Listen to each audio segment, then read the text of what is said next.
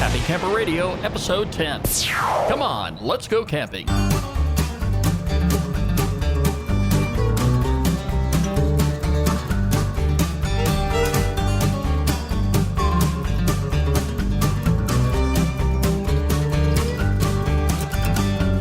Hello, everybody, and welcome back once again to the Happy Camper Radio Show. We are now up to Episode 10. Where has 10 weeks gone? Oh, Skip, Daniel. don't you mean 0010? Am I right? No? 0010. Only you would come up with something like okay. that. Yeah.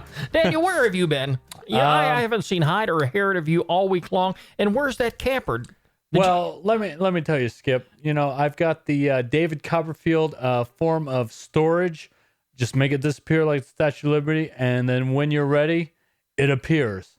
No, I took the camper to get fixed up at the local camping store, and they're gonna fix the little minor defects in the camper, and they got it for a few weeks, and so we can get prepared for our trip to Disney. Now I've seen I have seen your truck floating around, but I have not seen you. And I thought for a moment that maybe you were here, but your body and soul was still up there in the woods somewhere. You know, and I understand that. I've been there, done that. That is true, actually. Yeah.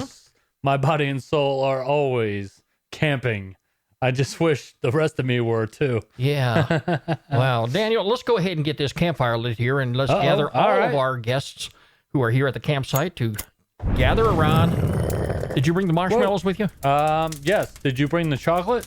No. And the graham crackers? You got to be kidding me. Oh, come on, Skip. No, I'm too old-fashioned for that. But anyway, I take it you did have a good time while you were up there. Oh, it was so relaxing. Yeah, I heard you went to a quilt show while you were gone. That is a funny. Do enlighten us. Funny conversation right there. Do enlighten us. Evidently, your roommate hacked my Facebook account and put all kinds of naughty messages on there. And now, Daniel, don't go passing the blame, because it was no more than Daniel. It was no more than 3 or 4 weeks ago when you talked about that pop-up camper and taking it up there. Right. And we were talking about sleeping bags, and you were like, "Oh no, just give me a comforter and a pillow." And there you go. Then I saw quilt show. Oh yeah, okay. Well, this got to be good. It's got to be me. I thought maybe you'd come back here wrapped up in it, But anyway. Exactly. 404-537-2267 is our phone number here at the Happy Camper Radio Show. You can give Daniel and I a call anytime, day or night, 24 hours a day, 7 days a week. Give us your name, where you're calling from. We'd like to know what part of the world you are in, and leave us your camping question in your voicemail. Of course, we'll take your comments and feedback too. We're always enlightened to hear from you. Okay, 404-537-CAMP. You can follow us on Twitter and check us out on Facebook at facebook.com/Happy Camper Radio. We've got a good show lined up for everybody today, Daniel. We're going to be talking about water supply. And I know you have you probably have a holding tank there inside that pop-up camper, don't you? Or do you haul in water? We do if you want to go pioneer like you tend to do, Skip. We have like I'd say about an 8 to 10 gallon storage area for our water. Mm-hmm. Okay. And yeah. All right. Well, we're going to talk in depth about that today. But before we go in that direction, I want to remind everybody once again about the Great American Backyard Campout. Daniel, this is only 3 weeks away. Ooh. Saturday, June the 22nd. In fact, just this past week, I posted a video on our Facebook page. And this is the same video that the National Wildlife Federation is running on their website. You can go ahead and check it out. Have your kids check it out. That will get everybody pumped up. And you'll see exactly what we're talking about when we talk about backyard camping. Just make sure that whenever you're listening to the audio there, they're going to be talking about Saturday, June the 23rd. That was the 2012 date. This apparently is the same video that they're using to promote this year's event. And make sure that you understand that Saturday, June the 22nd, 2013, the Great American Backyard Campout. And we're going to be camping out. We're going to make a big event out of it. I've got the tiki torches ready. We're going to fire up the grill. We're going to be cooking ribs. We're going to have a great time right there in our backyard. Hopefully the weather's going to hold up well, not only for us, but for anybody else out there in this world that's going to participate in this great once-a-year event. Now, you can check them out on our website by going to Happy Camper Radio, click under Skip's Corner, go to the links page, and you'll see it right there. The Great American Backyard Campout. Read up on it. You can register. It's free of charge. It doesn't cost you anything. They've got a lot of great games, a lot of things that you can do to get your kids connected with nature. They've got a great fundraiser, too. If you'd like to participate in that, they've got all the details there. And if by chance it does rain, if you can't make it, if something happens, that this is just not going to work out for you, that's fine. You can go ahead and get all the information, and you could camp out on another day. Another thing I want to point out, and I mentioned this before, that if by chance any of our campers out there happen to live in a condominium or an apartment complex, unless the whole complex is going to be participating, I wouldn't go ahead and set your tent up on the apartment grounds, because you'll probably have your resident manager looking at you very, very funny if you did that. But, if you by chance have some family or friends that are going to be camping out in their backyard, hey, let's make a family event out of it. Let's make a community event out of it. But get your kids connected to nature. That is so very important. I got my kids involved in it long time ago, and they are very excited. They love to go camping. I am so blessed that I was able to get my kids into camping, and believe me when I tell you, they will grow up to be much, much better kids and grown adults too. It's the Great American Backyard Campout coming up on Saturday, June the 22nd, 2013. Make sure you are there. All right, Daniel, I want to talk a little bit about water supplies at your campground. Now, when you camp, I take it you bring water from home, correct? No, we usually do the whole full hookup thing, and we hook up our water, and we're good to go. Okay, so where you go to your private or public campground, and you have a water supply there to connect. Mm-hmm. All right, you relatively feel comfortable about using that particular water source for consumption and for your cooking needs. Oh yeah. Yeah, we usually just do the dishes with it and stuff, because we're just in a pop-up, so we don't use much more than that. And I don't want to mislead anybody, because that is still a good thing to do. That's the water supplies that are at your public or private campground are coming, no doubt, from a reliable source. They are coming from a water treatment plant that's either run privately or run by the government. So that water is being filtered directly to the campsite for that particular use. Now, there's a lot of folks like myself who haul water in to the campsite. When I go camping at a public or private campground, or if by chance I go wilderness camping, where there is nothing but me, the forest, and a nearby stream, because, I told you I've got to sleep next to a stream. I've got to have that. If I don't have the water from the rain trickling down on my rain fly to put me to sleep like it does you, right? That water from the stream that is no more than 10 feet away does just the job for me. Mm-hmm. But that water there is, I wouldn't rely upon drinking any water from a mountain stream unless I take the proper precautions to deal with that. And that's going to be only in an emergency situation. But for myself personally, I have been bringing water from home for a very long time.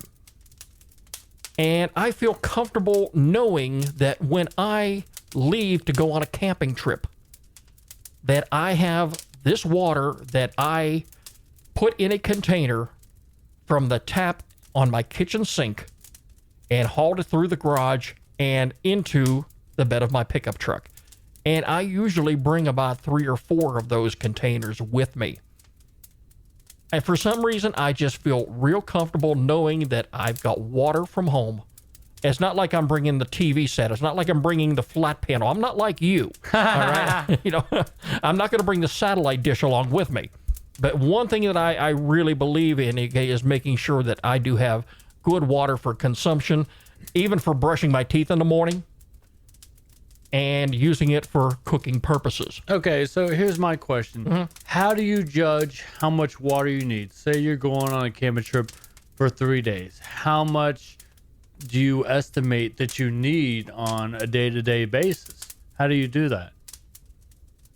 Typically, if I'm going to go away for just a weekend, and that's really what most of my trips are these days, because I'm still working and I only get vacation a couple times a year. But I make sure that when I do go away, I carry at least, just for cooking and consumption purposes, 5 gallons of water from home. Okay. At the very minimum. So that's for 2 days or so? Right. Okay. Right. And that's going to give me plenty of water to do with what I need to do with. If I have to use the water at the public or private campground, sure, I'm going to do that too. Have I used that before? Yes, I have. I've used that for consumption. I've used that for cooking as well. But what I'm basically saying is that I do feel comfortable using water from home for consumption purposes. That's just me. Now, the containers that you put your water in is just as important. You don't put water in dirty dishes, do you? No. Okay. You're going to have containers that you're going to bring out there. Now, I want to say that this past week, and I knew with this we were going to be talking about this subject matter, I went ahead and looked at some of the 5-gallon plastic containers at our local retailer here. And this is the place where you buy plumbing and hardware supplies and things like that. And they've got them on display. And in fact, Daniel, you know, you've seen them here. You know exactly what I'm talking about. If you see the cable guy up here in the street, or maybe the guy from the power company, did you ever notice on the back of their truck, they've got one of these big containers? Oh, yeah, sitting back there, you know, and and I'm sure they've either got Gatorade in there, they've got water, but you know, it's right. And I'm sure they've got probably a bag of ice in there too to keep it cool. All right, that's the type of a container I'm talking about, and this is the ones I was pricing this past week. They're good. I don't own them. I wouldn't own one, and I'll tell you why. Number one, they're costly. The one that I priced recently here, just this past week, a 5-gallon container, and it's got a lid on it. It's got the little spout, and I'm sure it insulates your water very, very well. We're looking at about $22 for one of those. Now, they also had a 10-gallon container, and that run about $40. Now, the reason I don't have these, first of all, they're bulky. They're difficult to store if you're only going to be using them for camping purposes. They're going to take up a lot of room. All right. And also, once you get them filled, you better have some muscle to be able to put them in your vehicle. They're pretty heavy. They are. And I'll, you know, again, I've got room in the back of my truck. I've got the strength that I can lift one of these containers with 5 gallons of water in it, but not everybody has that luxury. They, you know, some people have hatchback vehicles. They've got little small vehicles. Take your red car, for example. You're not going to be able to, you know, you load everything, your camping supplies into that. If you're going tent camping, you're not going to have much room. So what do you suggest? So what I suggest, what I use, and I'll tell you, I don't know if you've ever seen these before, but they sell these at the camping supply stores. They sell them in the department stores in the camping supply aisle, and you can also buy these online. These are 5-gallon plastic containers that are collapsible. You fill them up with water. They've got a little spot right there wherever when you fill your container up, you screw on the lid, and it's got a little spout there, and it inflates as you fill it. And it's like a big, maybe 1.5 by 1.5 by 1.5. You know, I'm just describing the size, but it's a heavy-duty plastic. It's got a red handle that you can carry. It holds your water, and it's durable. And I've got about 3 or 4 of these. What they're so neat is, you know, I take them along. Once I finish using a 5-gallon container of water, it deflates. Right. And I simply tuck it away in my camping supply box and prepare to use it for my next trip. This is really great. And again, for myself, just for a few days of going away, Yeah, that's all I really need. I just need, maybe 5 gallons. I'll take 10 along. If I'm going on a week-long trip, that's another story.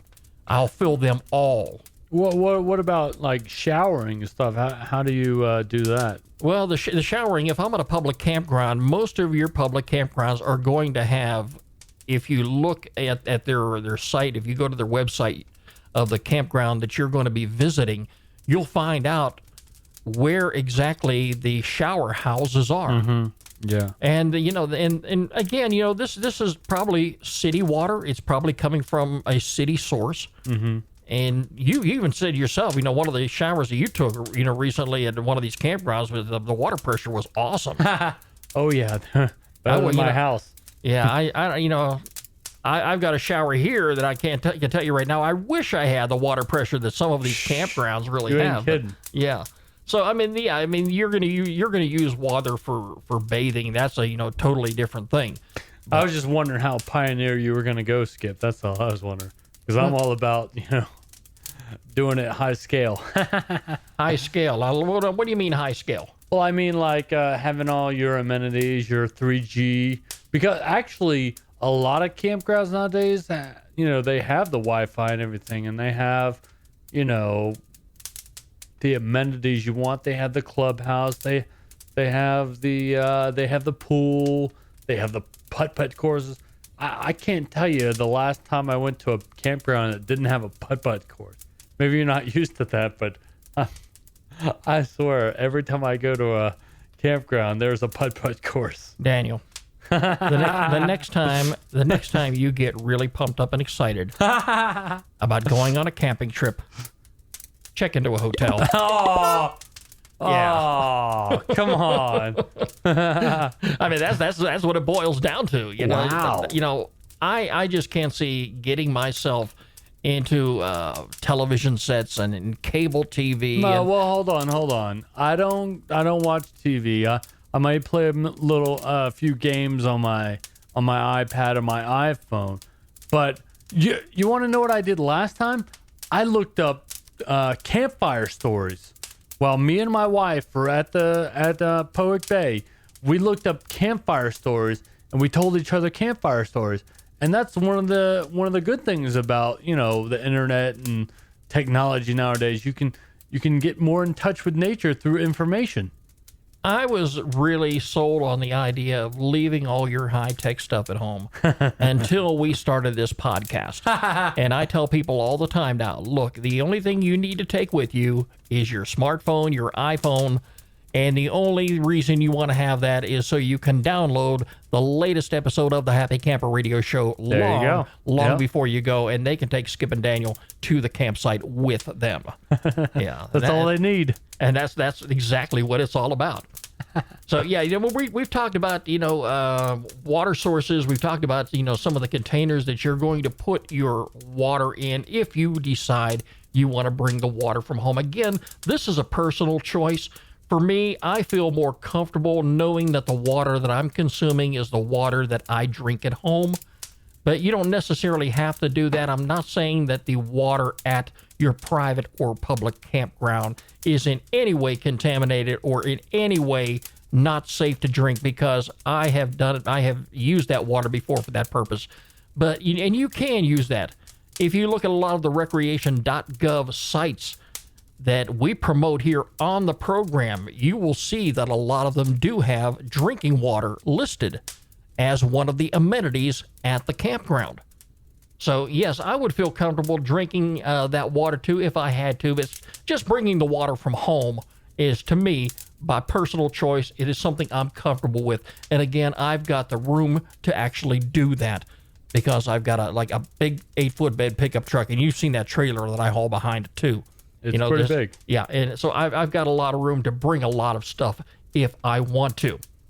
Now, if you want to talk about emergency drinking water, emergency drinking water is going to be the type of water that you are going to come across and use in an emergency. I'm talking water from the stream.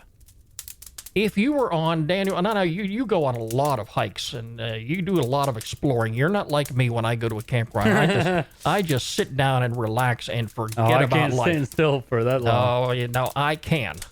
But if you by chance happen to be, say you've gone on a 5-mile hike, and I know you better, you're going to bring water with you. Mm-hmm. You probably have water tucked away in every pocket. You probably bring bottled water with you. Maybe you carry a canteen. Or a Camelback. Right. Those are really nice too. All right, and they work. But if you did not have those with you, and I can't think of anybody that's going to go exploring and not bring something to hydrate themselves while they're out there on the trail. But if you do have somebody that does not come prepared, and this does happen from time to time, if a person is thirsty enough and they come across a running stream, what are they going to do? They're going to drink out of it, okay? Without stopping to think, is that water safe to drink? Now, if you need to use stream water or mountain water and make it safe, there's a couple ways to do that. First of all, if you're at camp, and I always love a running stream near my camp. If I can find one, I'm going to pitch my tent. If I had to, in an emergency situation, I would go ahead and pull a bucket of water up to my campsite. I would use that water most likely for cooking purposes. But before I did that, I would put that water in a pot on the stove and bring it to a rolling boil for 1 to 3 minutes. Why? Because that's going to inactivate many, not all, but many of the contaminants that are already in there. You don't know what's coming out of that water. We know that the water that we drink at home, on the job, at our work, we know that water has been treated. We know that it comes from a water treatment facility. And we're, for the most part, pretty comfortable drinking that water, right? Mm-hmm. So when you're out there in the woods, when you're out there camping, and you have to rely upon mountain water or stream water in an emergency situation, it's going to be imperative that you first go ahead and prepare that water for consumption. And one of the ways to do that is to bring your water to a rolling boil for 1 to 3 minutes so you can go ahead and inactivate a lot of those contaminants there and make it safe for you and your family to drink. Another possibility too. Have you ever seen these water purification tablets? Mm-hmm. They sell those in your camping supply store, and they sell them online too, and they're not very expensive. I've never used them. I believe, you can probably put a tablet in maybe a quart of water or a half gallon of water and shake it up, let it settle. And that probably will kill a lot of the bacteria and anything that happened to be in that water. If you decide to go ahead that route, definitely read up on the instructions, because like I said, I've never used them. I know they're available out there. I have seen videos of people who have used them, who have swore by them, and they probably do work. But the bottom line is, again, here it is, Skip talking about safety. Safety is what it's all about. And if you want to learn more about safety, all you've got to do is go to our website at www.happycamperradio.com and click on the safety tab right there on our website. And you've got a whole host of information available to you right under safety tips, including one tab on drinking water. So make sure at your earliest convenience, go ahead. It's set up here by the Centers for Disease Control and Prevention right here in Atlanta, Georgia. And you can go ahead and read up on that. It'll tell you exactly what you need to do for disinfecting drinking water in an emergency situation. Skip, I was thinking about this, and this probably is not a camping situation, but like when there's been a natural disaster, or maybe your drinking water is not as safe as it should be. You hear these things on the radio, like you should boil your water and stuff like that. I think that's when this information is most crucial, when a natural disaster or something has happened and you have to do stuff like that. That's when the emergency really is. Mm-hmm. So, I think this is like everyday, day-to-day stuff. I mean, this is not just, relevant to camping. I think this is, if something happens to your neck of the woods, you should, make sure you listen to the news and hear, should you boil your water or not? Because there's certain filtration systems that, go through your water before it comes to your tap. If those systems aren't working, you should, take every precaution you should and take the advice that you've been telling us on this podcast right here. Well, it's one thing, to think about this at camp, but it's something, we definitely need to keep in mind at all given times, too. Because I can tell you in this area, and probably, for some of our listeners, wherever they may reside, you may have an occasional water main break in your neighborhood. And you may end up going without water for maybe 24 hours, maybe a couple days. And I know we deal with this quite a bit. And they tell you all the time that, if you have a water main break in your area and you have just had your water restored, what you should do is boil your water. And they'll tell you, for maybe 1 to 3 minutes, because when that water is coming back through the pipes, if it's coming through the replacement pipes, you may not have the water that is treated at the water treatment facility coming through your faucet, maybe not for a good couple days. So, I really believe it's a good habit to get into. So, if you're out there in the wilderness and, it's again, all about being safe. It's about being conscious, being alert, and, looking for some of the hidden dangers that are out there. Again, when you go to camp, I think you're out there to have a good time. You're out there to have fun, and that's what the bottom line is. But we're also out there to be safe. Right now, I want to take you to our featured campground of the week here on the Happy Camper Radio Show.